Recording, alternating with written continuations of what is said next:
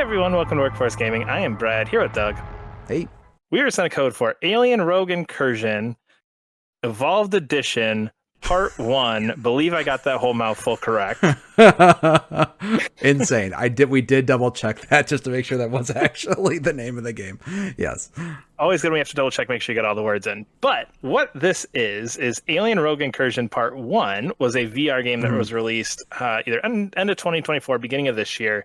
This is the un-VR'd version. So one of the, I feel like few games you see go from VR to not VR. I feel like most of the time you're going the other way. Yeah. So I found that interesting in and of itself. Before we get too much into it, I absolutely love the Alien movies. Fantastic. What I will say about this is this game I was playing while watching Alien Earth. Okay, sure. And the two different ways that you're going about the Alien franchise with this game and Alien Earth next to each other are super interesting. I think Alien Earth, I got 2 episodes left. We're recording this before the finale, so I got 2 episodes left.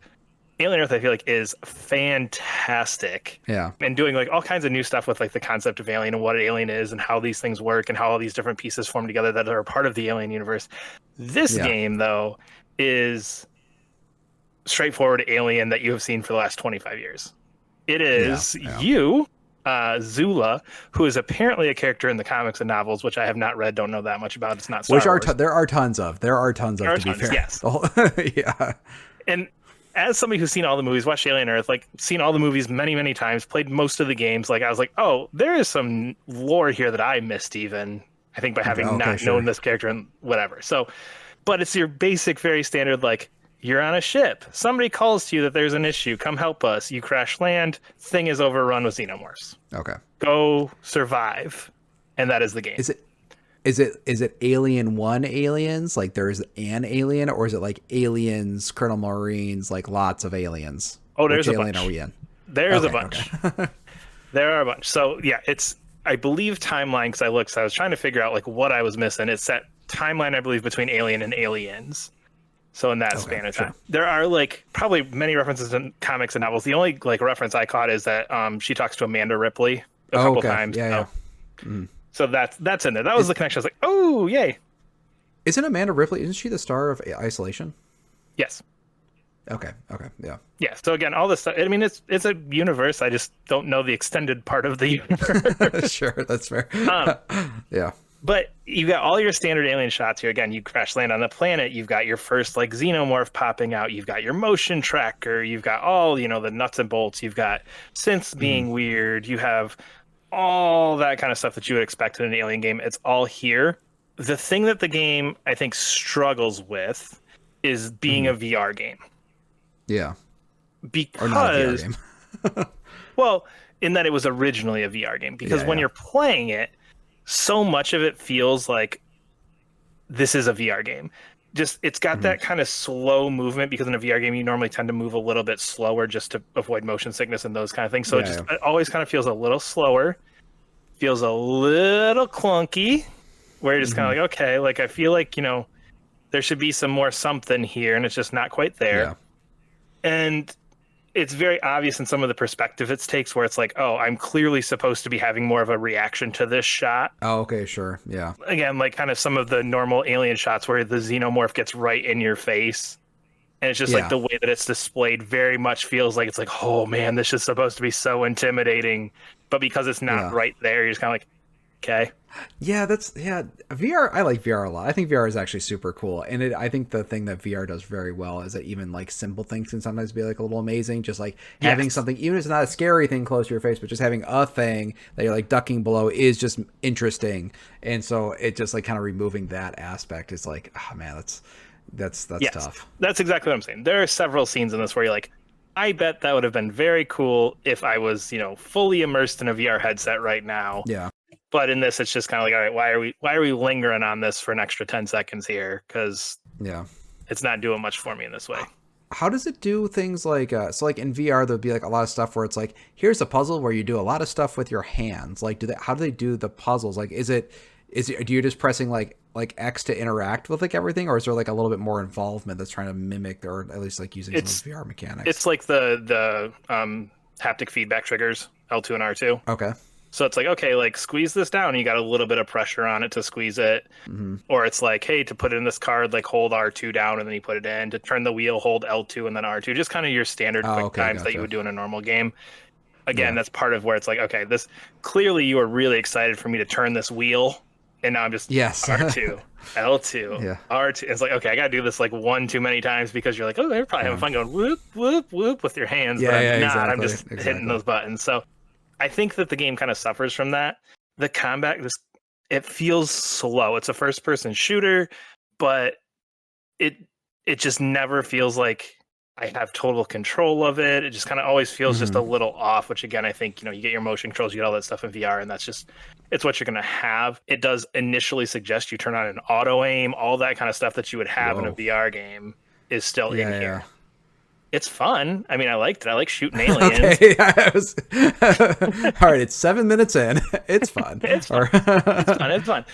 It's still shooting aliens. They still jump out at you. You still, kind of hear a noise and pop up that motion tracker, which I think is just the classic Alien feel of like, oh, something's here. Where is it? And then looking up, down, left, right, everywhere, trying to find this thing, just running in circles for a minute, trying to figure out where they're coming from. They do pop up randomly, which is kind of cool, kind of like what Alien Isolation did, where it's like, okay, like you're just kind of wandering around. There's very clear points where it feels like, okay, we turned off the aliens coming at this point. In other points where it's like, okay, yeah, you're just kind of like screwing around, wandering around, like these things are coming at you left and right. Yeah. It feels very kind of, I believe it's random. It felt random. So if it wasn't, good job. Yeah. The other issue I had with this though, and it tries to play both sides of like Aliens and Alien, where it's like, okay, we're going to try and push you to survival horror where you do at times feel like you're going to run out of ammo. Yeah. But also we're going to be sending like 7 xenomorphs at you at a time. So like you kind of get this point where like you're always on the edge of, I feel like I'm running out of ammo. I need to go find more ammo, but it's trying to be more of an action game than it is like a survival horror game. Oh, so it's not that like tense, like I can get out of this if I don't have enough ammo, because there'll be like 4 xenomorphs chasing you. So it's like, I have like 6 shotgun shells left and there are 4 xenomorphs chasing me. Yeah. And they each take like 2 shots to get down. And it is hard to run away from them. So it's one of those things where it's just like, I wish we would have like upped the amount of ammo available. We would have cut back on the amount of xenomorphs, or we would have leaned more into the survival horror, because it just kind of feels like this weird thing that's sitting between genres.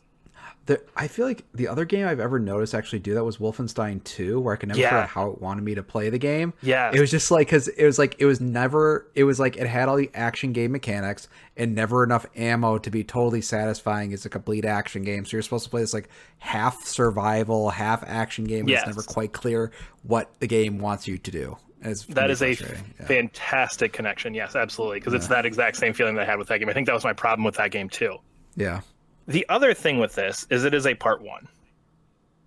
And so essentially, to kind of summarize your story here, you get called by this guy that you used to work with. He says, come here. You crash land. There's no people alive.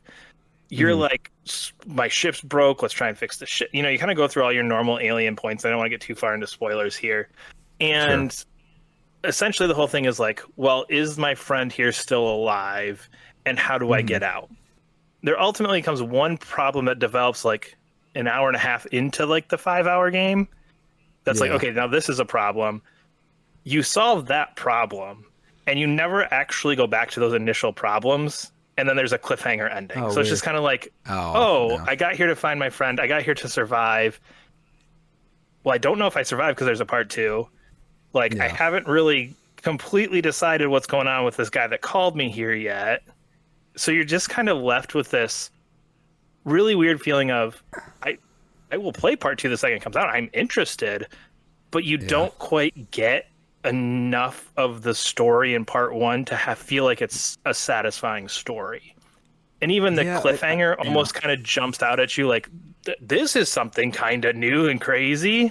So it just never felt satisfying in what I was solving, because I never felt like I was actually getting to the crux of what this game initially was proposing. Oh, interesting. Yeah, I always feel like with games that are like we call themselves part one or episode one, like you need to have like a very strong, very interesting story that this part one is justification is hanging on, and it seems like this one maybe doesn't have that necessarily. Yeah, it doesn't. Again, it's a good Yeah. Alien story. I mean, it's what you want. It is what it is. And I want to go back to Alien Earth just for 1 second because I fucking love Alien Earth. Sure. At least again, first like 6 Poor episodes. I don't timing know for this game. Yes. Poor timing for this game because to be fair, like every Alien game forever has been like, we did Alien, not like Yes. we reinvented what Alien means. You know. And Alien Earth is just so good. And I think to your point, it's poor timing where I'm just like, I'm so engrossed in Alien Earth. And then I saw this. I was like, oh, yes, more Alien. Like, I am feeling Alien right now. Like, I'm loving it. And it's like, oh, yeah, this is what most of Alien has been for the last, 40 years or whatever. And this is what it is. And that's fine and it's good. But it's being directly connected and opposed to this thing that's trying to do something with Alien in a new and unique way and is succeeding immaculately with it. So just that comparison piece, I feel like had I played this before watching Alien Earth, I would have been like, oh yeah, it's a great Alien game. Like, yeah, xenomorphs, yeah, I was shooting them, yeah, they had face, they had all the stuff in there.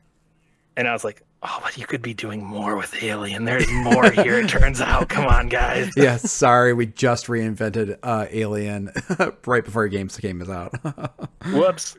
But like I said, I'm interested in part two. I will be playing part two. It is it's a solid game and a franchise that I love. And again, do I wish it didn't have some of those VR hiccups? Yes. But overall, I enjoyed my time with it. I thought it was fun. I'm always down for more Alien. Do you think you would have been more interested? I mean, do you think just knowing what this game is, like, would you be like, hey, actually maybe check out the VR version if it's available to you? I would probably say, yeah. I would say if you had the option, I would say play it in VR. I think a lot of my hiccups would go away because it is going like, oh yeah, you're doing this because you're a VR game. You're doing this because it's a VR game. Yeah. I did glance at footage from the VR game after I was done just to see, and they do change a few things up, like with how you interact and how you manage inventory and how you do different things to make it more palatable as a non-VR game. But enough of the game is focused around it being a VR game that it feels just off enough that I think you would probably have a better time with the VR version. Okay. Yeah. All right. But we are Workforce Gaming. Subscribe to our channel. Leave a comment below. There's links to support us on Patreon as well. We'll see you later. Bye.